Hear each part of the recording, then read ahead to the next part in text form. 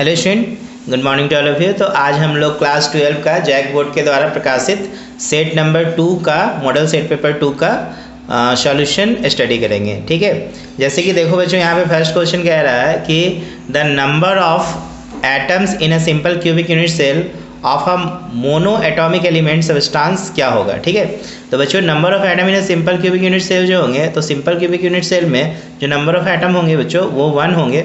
मैंने पिछला भी क्लास में आपको बताया था कि सिंपल क्यूबिक यूनिट सेल में जो नंबर ऑफ एटम मिलते हैं वो 1 मिलते हैं, जबकि बीसीसी में body centred cubic unit cell में 2 मिलेंगे और face centred cubic unit cell में 4 मिलेंगे। ओके, तो यहाँ पे क्वेश्चन नंबर 1 का ऑप्शन ए करेक्ट होगा।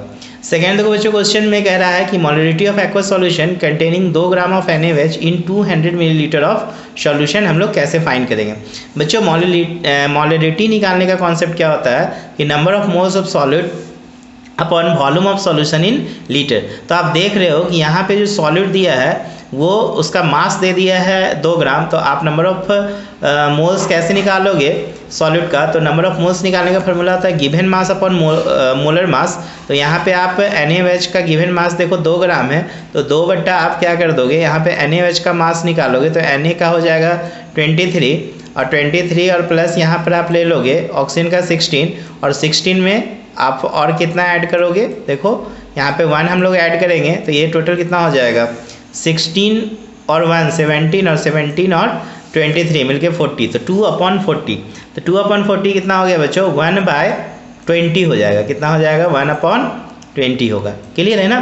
तो यहाँ पर हमसे बोल रहा है मोलरिटी निकालने, तो मोलरिटी निकालने का फॉर्मूला सिंपल सा आप लगा दो नंबर ऑफ मोल्स। तो नंबर ऑफ मोल्स देखो बच्चों क्या हो जाएगा 1/20। ठीक है, अब upon volume of solution in litre, तो यहाँ पे देखो वॉल्यूम दिया है मिलीलीटर में, तो आप क्या कर सकते हो 1/20 अपॉन क्या कर देंगे 200 और अपॉन मिलीलीटर को लीटर में कन्वर्ट करने के लिए आप कितना से डिवाइड कर दो बच्चों 1000 से डिवाइड कर दो। जब इसको आप कट करोगे तो देखना यहाँ पर आंसर जो आएगा बच्चों वो 0.25 आएगा। तो ऑप्शन जो 2 का डी करेक्ट होगा। बात समझ रहे हैं ना। ऑप्शन यहाँ पे कौन सा करेक्ट हो जाएगा, तो ऑप्शन 2 का डी करेक्ट होगा। देखो थर्ड क्वेश्चन क्या कह रहा है कि when molten NaCl is electrolyse the product obtain at cathode. बच्चों मोल्टेन NaCl को जब हम लोग इलेक्ट्रोलाइसिस करेंगे तो कैथोड पर कौन सा प्रोडक्ट बनेगा। बच्चों यहाँ पर जो आंसर्स होगा वो सोडियम मेटल होगा। मैंने आपको पिछला क्लास में बताया था कि एक्वस NaCl जब लोगे, ठीक है ना, तो वहाँ पे हाइड्रोजन गैस मिलेगा, जबकि मोल्टेन NaCl को इलेक्ट्रोलाइज करोगे तो वहाँ पे प्रोडक्ट जो मिलेगा आपको सोडियम मेटल मिलेगा। ठीक है ना। तो यहाँ पे क्वेश्चन नंबर 3 का ऑप्शन बी जो होगा करेक्ट होगा। इसके बाद देखो बच्चों क्वेश्चन नंबर 4 में क्या कह रहा है कि which of the following is ore of aluminium. ठीक है ना, एल्यूमिनियम का बच्चों इसमें ओर्स कौन सा है। तो देखो बच्चों यहाँ पर आपके पास जो हेमेटाइट दिया है ये तो आपका आयरन का दिया है।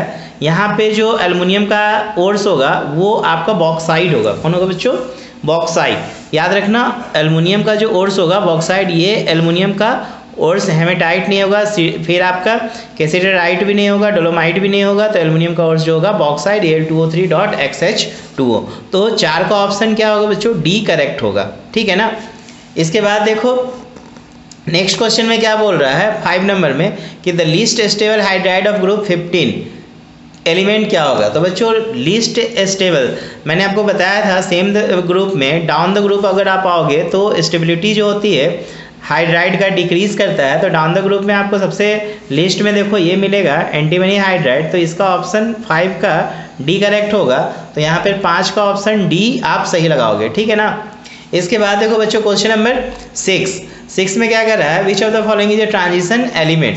बच्चों यहाँ पर हमसे ट्रांजिशन एलिमेंट पूछ रहा है, तो बच्चों यहाँ पे ट्रांजिशन एलिमेंट जो होगा वो कौन होगा, आयरन होगा। ठीक है ना, क्योंकि आप देख रहे हो कि कैडमियम Hg जिंक इसका आप देखोगे तो अंतिम का जो डी ऑर्बिटल है वो आपको फुलफिल मिलेगा, जबकि आयरन का डी ऑर्बिटल आपको फुलफिल यहाँ पे नहीं मिल रहा है।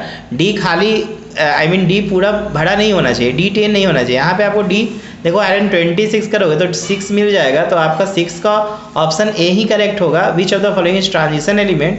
तो ट्रांजिशन एलिमेंट हम लोग किसको कहेंगे, तो डी ब्लॉक एलिमेंट को कहते हैं, एक्सेप्ट आप जो लास्ट इसका ग्रुप होता है, ठीक है ना, D10 जिसमें आ रहे हैं इलेक्ट्रॉन्स, उसको हम छोड़ के बाकी एलिमेंट्स को हम लोग ट्रांजिशन एलिमेंट कहते हैं। इसके बाद देखो क्वेश्चन नंबर 7 में क्या बोल रहा है कि इथाइल ब्रोमाइड को अगर हम एक्वस केवेज के साथ रिएक्ट कराएंगे तो क्या बनेगा बच्चों। इथाइल ब्रोमाइड को यदि आप एक्वस केवेज के साथ रिएक्ट कराओगे तो यहाँ पे इथाइल अल्कोहल बनेगा। पिछला क्लास में मैंने देखा था कि इथाइल ब्रोमाइड को अल्कोहलिक केवेज से रिएक्ट कराया गया था, तो वहाँ पे हम लोगों ने देखा था इथीन बना था। लेकिन यहाँ पे बच्चों इथाइल ब्रोमाइड को एक्वस केवेज से रिएक्ट कराएंगे तो क्या बनेगा, इथाइल अल्कोहल बनेगा। ठीक है ना। इसके बाद देखो बच्चों क्वेश्चन नंबर 8 में क्या कह रहा है कि an atom at the body centre of unit cell contribute to the unit cell. बच्चों एक एटम है जो आपसे बोल रहा है बॉडी सेंटर पे है, unit cell contribute the unit cell. तो यहाँ पे ऑप्शन जो होगा बीसीसी में 1 होगा, क्योंकि आप देखोगे body centred cubic unit cell में बॉडी पे आपको कितने एटम मिलने वाले हैं, यहाँ पर 1 मिलने वाले हैं। तो बॉडी सेंटर्ड में एटम की संख्या कितनी हो जाएगी, यहाँ पर 1। क्लियर है। टोटल बॉडी सेंटर में बीसीसी में 2 एटम होते हैं, लेकिन यहाँ पे हमसे बोल रहा है ना atom at the body centre. Body centre में कितने एटम होंगे, यूनिट सेल में कितना कंट्रीब्यूशन होगा, तो 2 एटम में 1 एटम का कंट्रीब्यूशन तो सेंटर से मिल जाता है। तो ऑप्शन सी जो होगा बच्चों करेक्ट होगा। तो 8 का सी लगाओगे टिक। ठीक है ना। नेक्स्ट क्वेश्चन देखो, विच of the following is not a colligative property. बच्चों यहाँ पर आपको 4 ऑप्शन दिया है कॉलिगेटिव प्रॉपर्टीज का। पहला है lowering of vapour pressure, elevation in boiling point, depression in freezing point and relative lowering of vapour pressure. बच्चों ये तो आपको पहला ही रिलेटिव प्रॉपर्टी मिला था RLVP, तो ये तो होगा ही colligative properties. Depression in freezing point भी है colligative properties, elevation in boiling point भी है कॉलिगेटिव प्रॉपर्टीज। लेकिन सिर्फ लोअरिंग ऑफ वेपर प्रेशर अगर रहेगा तो बच्चों ये कॉलिगेटिव प्रॉपर्टीज नहीं है। तो ऑप्शन ए करेक्ट होगा 9 का। इसके बाद देखो क्वेश्चन नंबर 10 में कह रहा है कि 96500 कूलम इलेक्ट्रिसिटी को अगर हम पास कराएंगे थ्रू CuSO4 सॉल्यूशन तो ये कितना लिबरेट करेगा। 63.5 ग्राम कॉपर लिबरेट करेगा कि 31.76 ग्राम कॉपर लिबरेट करेगा, या 127 करेगा, या 95.25।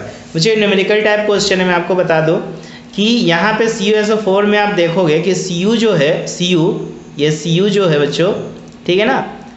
मेरे पास यहाँ पे राइटिंग पैड का कमी है, इसीलिए मैं माउस से ही थोड़ा सा लिख के आपको बताने की कोशिश कर रहा हूँ, समझिएगा।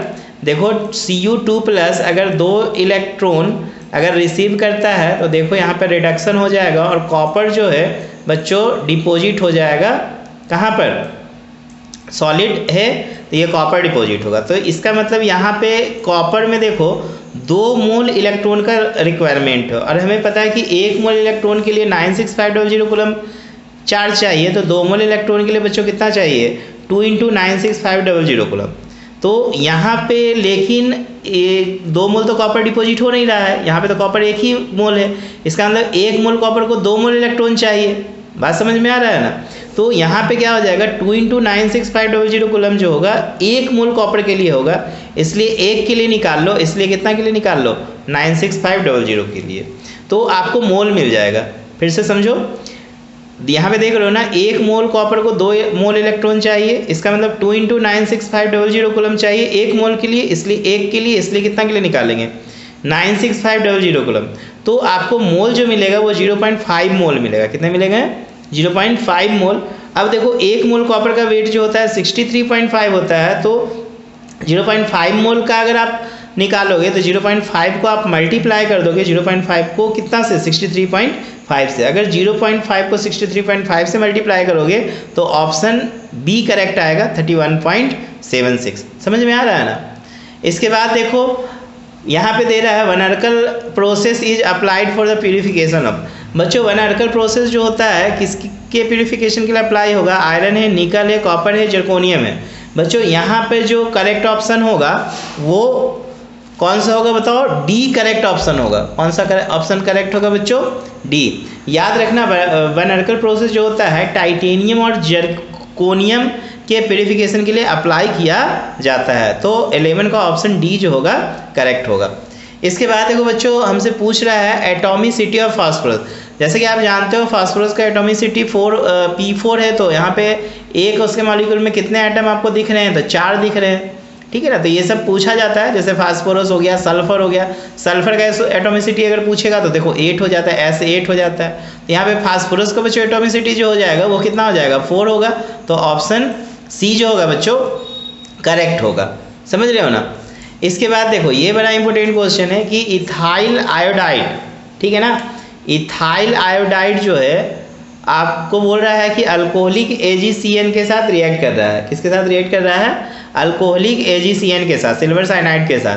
तो क्या बनेगा प्रोडक्ट? बच्चों मैं यहाँ पे आपको सिंपल सा बता दूँ कि एल्काइल आयोडाइड यदि अल्कोहलिक AgCN से रिएक्ट करता है तो इथाइल आइसोसाइनाइड बनाता है। तो यहाँ पे देखो इथाइल आइसोसाइनाइड कौन है? तो ये ऑप्शंस करेक्ट होगा। तो 13 का A करेक्ट होगा। इसके बाद देखो बच्चों 14 नंबर, 14 में क्या बोल रहा है कि the percentage of available space occupied by the sphere in hexagonal close pack. बच्चों SCP, ठीक है ना, और CCP या FCC आप बोलते हो, क्लोज पैक बोलो, फेस सेंटर्ड बोलो, और हेक्सागोनल क्लोज पैक, इन सभी में ना पैकिंग इफिशियंसी का वैल्यू मैक्सिमम आपको देखने को मिलता है, वो 74% मिलता है। तो यहाँ पे भी करेक्ट ऑप्शन कितना होगा बच्चों? 74। तो 14 का C करेक्ट होगा। नेक्स्ट देखो, what is the effect of temperature on osmotic pressure of the solution. देखो ये क्वेश्चन पिछला बार भी पूछा था। हम लोग जानते हैं कि ऑस्मोटिक प्रेशर पाई बराबर CRT निकालते हैं, ठीक है ना। तो और पाई जो है टेम्परेचर का डायरेक्टली प्रोपोर्शनल है। तो स्वाभाविक है अगर टेम्परेचर को बढ़ाओगे तो ये बोल रहा है effect of temperature osmotic pressure. तो ऑस्मोटिक प्रेशर बोल रहा है बढ़ जाएगा कब? जब टेम्परेचर को बढ़ाएंगे। तो 15 का B ही जो होगा बच्चों करेक्ट ऑप्शन होगा। इसके बाद देखो, विच of the following ion is coloured aqua solution. बच्चों कलरलेस, ठीक है ना, कलरलेस कौन होते हैं, ठीक है ना। तो यहाँ पे आपको मैं बता दूँ, कोई भी आपको एलिमेंट दिया रहेगा, ठीक है, उसका आप क्या खींचना है? इलेक्ट्रॉनिक कॉन्फ़िगरेशन खींचना है, ठीक है। इलेक्ट्रॉनिक कॉन्फ़िगरेशन में यदि आपको मिले D0, क्या मिले? D0 मिले, या आपको मिले D10, कितना मिले? D10। यदि D0 या D10 आता है तो वो एलिमेंट कलरलेस होते हैं। क्या होते हैं? वो एलिमेंट कलरलेस होते हैं। तो यहाँ पे आप देखोगे कि सारे एलिमेंट्स का इलेक्ट्रॉनिक कॉन्फ़िगरेशन खींचने के बाद आपको D0 या D10 नज़र आएंगे, लेकिन यहाँ पे वेनेडियम में देखोगे, ठीक है ना, कि इस तरह का कॉन्सेप्ट आपको नहीं मिलने वाला है D0 या D10। इसका मतलब जो होगा यही इसका एक्वा सॉल्यूशन जो होंगे वो कलरफुल होंगे। तो 16 का B ऑप्शन करेक्ट होगा। बात समझ रहे हो ना। तो इलेक्ट्रॉनिक कॉन्फ़िगरेशन देखो, एटॉमिक नंबर सर्च करो, ढूंढो और उसका खींचो तो देखना वहाँ पे आपको मिलने वाला है। 17 में आ जाओ, close packing maximum is the crystal lattice. किस में होता है? तो अभी मैंने बताया ना जस्ट कि FCC SCP हो या CCP हो, इसमें सबसे ज़्यादा क्लोज पैकिंग होता है 74%। तो यहाँ पे ऑप्शन 17 का A करेक्ट होगा, फेस सेंटर्ड क्यूबिक।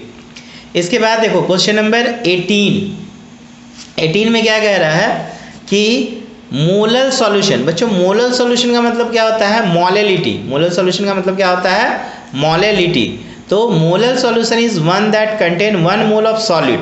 तो 1 मोल सॉलिड कितना में होगा? तो बच्चों पर किलोग्राम में होता है मोलेलिटी। मोलेलिटी निकालने का फॉर्मूला होता है number of moles of solid upon mass of solvent in kilogram. और 1 किलोग्राम बच्चों 1000 ग्राम के बराबर होता है। तो यहाँ पे 18 का जो होगा A ऑप्शन करेक्ट होगा, ठीक है ना। 18 का कौन सा ऑप्शन करेक्ट होगा?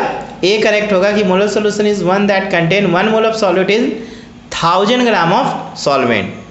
इसके बाद देखो बच्चों क्वेश्चन नंबर 19 में बोल रहा है कि copper crystallise in FCC centred cubic unit cell, ठीक है ना, with a unit cell length दिया है 361 picometre. What is the radius of copper atom in picometre. बच्चों आपको FCC में ये पता होना चाहिए कि रेडियस ऑफ एटम और साइड ऑफ यूनिट सेल में क्या रिलेशन होता है। तो बच्चों मैं आपको बता दूं यहाँ पर कि 4r जो होता है बच्चों, ये 4r, ठीक है ना, एटम की जो रेडियस है 4r वो बराबर होता है √2a के बराबर। अंडर कितना होता है? 2a के बराबर। तो यहाँ पे आप r निकालोगे तो तो कितना निकल जाएगा बताओ? √2 अपॉन कितना? 4 इंटू a। √2 अपॉन 4 इंटू कितना? a। बात समझ रहे हो ना। तो यहाँ पे जो आपको वैल्यू मिलने वाला है वो देखो क्या मिलेगा। तो √2 इंटू a का वैल्यू देखो कितना दिया है? 361। 300 कितना दिया है? 61 अपॉन 4। और √2 का वैल्यू होता है 1.414। कितना होता है? 1.414। तो 120 पॉइंट समथिंग आ रहा है। तो देखो 120 पॉइंट समथिंग आप यहाँ पे कैलकुलेट करना, मैंने रफ में कैलकुलेट किया है पहले। तो यहाँ पे 19 का B ऑप्शंस जो होगा बच्चों करेक्ट होगा। आप कुछ नहीं करो, √2/4 है, यहाँ पे A की वैल्यू पुट कर दो 361 पिकोमीटर। तो आपको आंसर्स मिलेगा। ये पिकोमीटर में है सारा, ये जो भी रिलेशन है क्या में दिया है बच्चों? पिकोमीटर में। तो यहाँ पर आंसर जो हो जाएगा 19 का B करेक्ट होगा। इसके बाद देखो क्वेश्चन नंबर 20 कह रहा है mixture of two liquid A and B has boiling point higher than the boiling point of both A and B, the mixture is. ध्यान दो बच्चों, कह रहा है मिक्सचर ऑफ टू लिक्विड, एक मिक्सचर इसमें दो लिक्विड है ए और बी, जिसका बॉइलिंग पॉइंट बोल रहा है higher than both point of A and B. A और बी से ना मिक्सचर का बॉइलिंग पॉइंट ए और बी के बॉइलिंग पॉइंट से ज़्यादा है, तो बोल रहा है मिक्सचर कैसा होगा। तो बच्चों मिक्सचर का बॉइलिंग पॉइंट ज़्यादा है तो 110% जो होगा वो नॉन आइडियल सॉल्यूशन होगा निगेटिव डेविएशन के साथ रॉड फ्लो। तभी ऐसा होता है कि जो मिक्सचर का बॉइलिंग पॉइंट होता है वो कम हो जाता है। A and B has mixture two liquid A and B has boiling point higher than the boiling point of both. अच्छा, इसका ज़्यादा हो जाएगा, तो बॉइलिंग पॉइंट ज़्यादा तभी होगा जब नॉन आइडियल सॉल्यूशन होगा निगेटिव डेविएशन के साथ, तभी मिक्सचर का बॉइलिंग पॉइंट ए और बी के बॉइलिंग पॉइंट से क्या होता है, ज़्यादा होगा। तो ऑप्शन बी जो होगा बच्चों करेक्ट होगा, 20 का बी। इसके बाद देखो 21 में क्या कह रहा है कि for a galvanic cell which one of the following statement is not correct. तो देखो गैल्वेनिक सेल में कह रहा है एनोड इज निगेटिवली चार्ज, बिल्कुल करेक्ट है। कैथोड इज पॉजिटिवली चार्ज, बिल्कुल करेक्ट है। देखते हो ना गैल्वेनिक सेल में कैथोड क्या होता है, पॉजिटिव, एनोड होता है निगेटिव। जबकि इलेक्ट्रोलाइटिक सेल में देखोगे तो एनोड आपको पॉजिटिव मिलेगा और कैथोड निगेटिव मिलेगा। अब बोला reduction takes place at anode. बच्चों रिडक्शन जब भी होता है कैथोड पे होता है, और यहाँ पे लिख रहा है कि एनोड पे, तो बिल्कुल गलत होगा ना ये ऑप्शन। तो आई थिंक 21 का सी यहाँ पे होगा आंसर, क्योंकि ये करेक्ट नहीं है।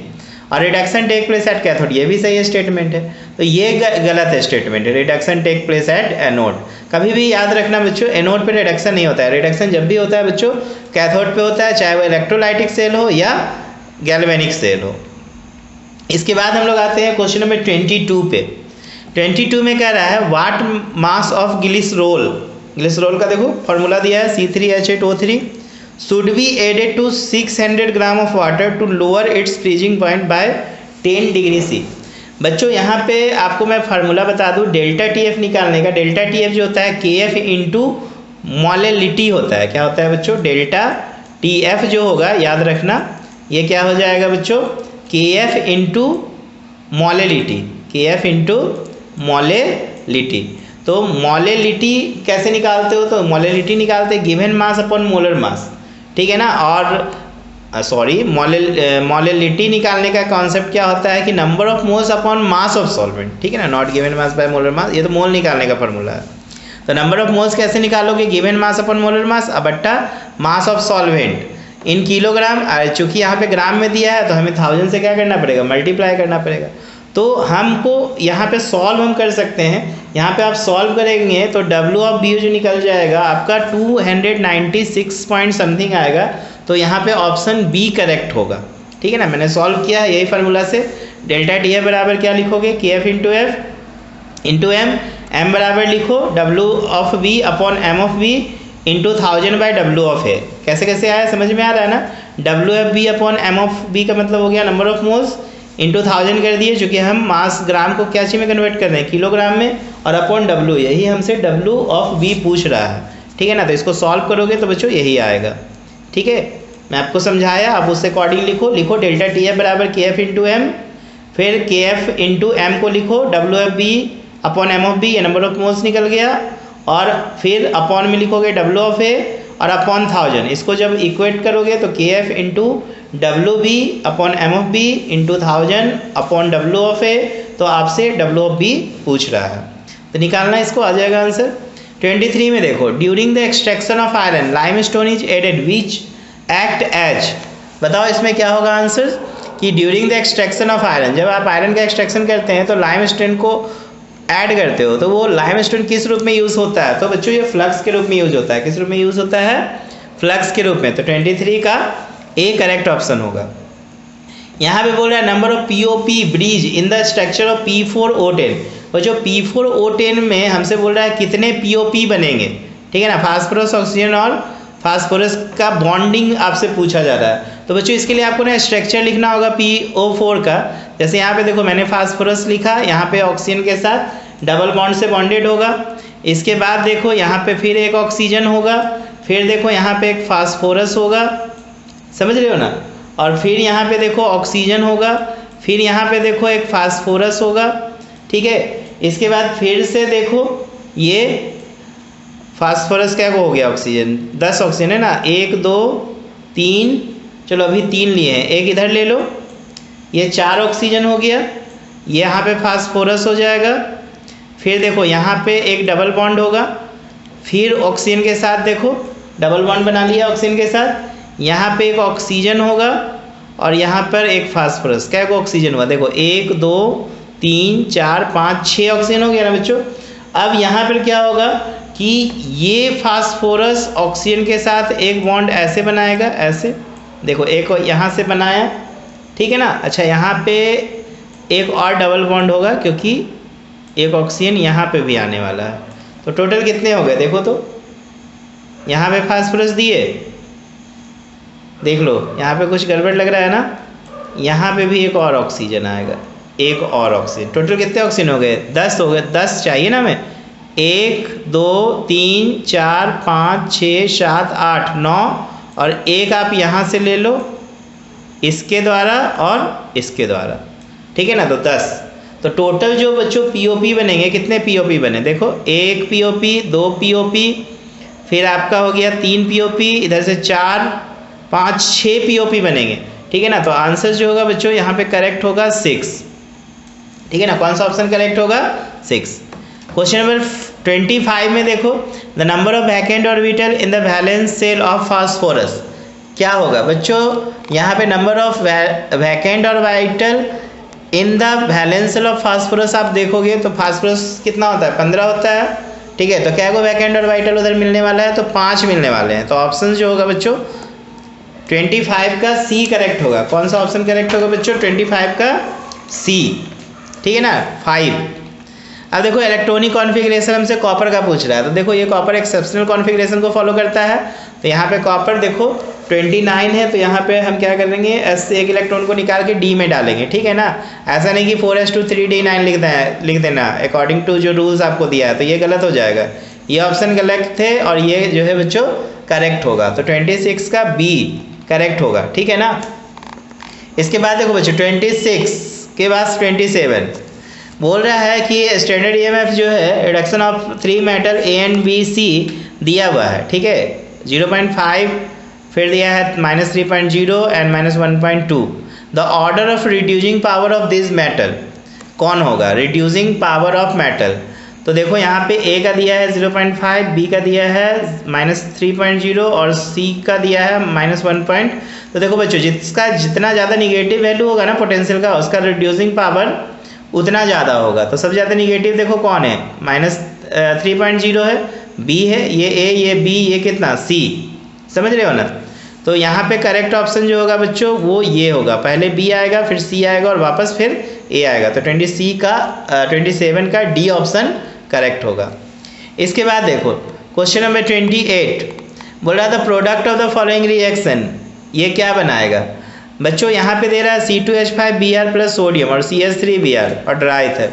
बच्चों यहाँ पे बड़ा इंपॉर्टेंट सवाल है, आपको ऐसा लग रहा होगा कि एल्काइल हैलाइड सोडियम के साथ रिएक्ट करके डबल मेंबर वाले बनाएंगे, लेकिन यहाँ डबल मेंबर वाले उर्ज रिएक्शन नहीं मिलेगा आपको, यहाँ पे ढेर सारा प्रोडक्ट मिलने वाला है। देखो C2H5 रिएक्ट करके क्या बना देगा, तो ब्यूटेन बना लेगा। C2H5 CH3 मिलके क्या बना देगा, तो प्रोपेन बना लेगा। CH3 मिलके क्या बना लेगा, तो इथेन बना लेगा। इसका मतलब ये 28 का बी जो है बच्चों करेक्ट ऑप्शन माना जाएगा।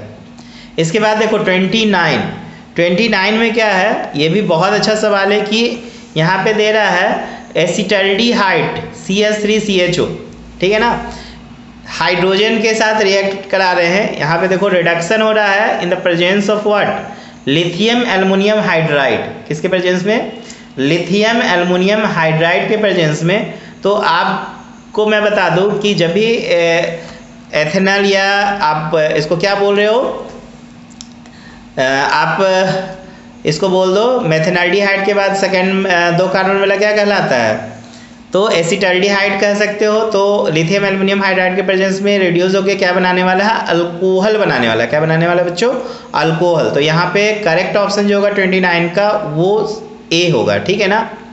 इसके बाद देखो क्वेश्चन नंबर 30 का ऑप्शंस देखो क्या कह रहा है कि ये जो आपका टोलुइन है, टोलुइन इस कंपाउंड को बोलेंगे, ये बोल रहा है क्लोरीन के साथ रिएक्ट करके क्या बनाएगा, in the presence of sunlight, हम इसको हीट कर रहे हैं।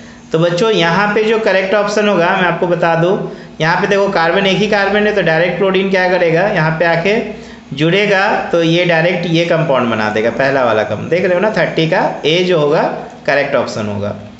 इसके बाद देखो 31 में क्या कर रहा है कि IUPAC name of the compound, ये IUPAC नेम हमसे पूछ रहा है, बोल रहा है 2 ब्रोमो 6 क्लोरो साइक्लोहेक्सेन 1 इन, 2 ब्रोमो, यहाँ से तो ये नहीं लग रहा है कि 2 ब्रोमो होगा, क्योंकि यहाँ पे जो बच्चों हम लोग नोमेनक्लेचर करने वाले हैं वो डबल बॉन्ड से स्टार्ट करेंगे।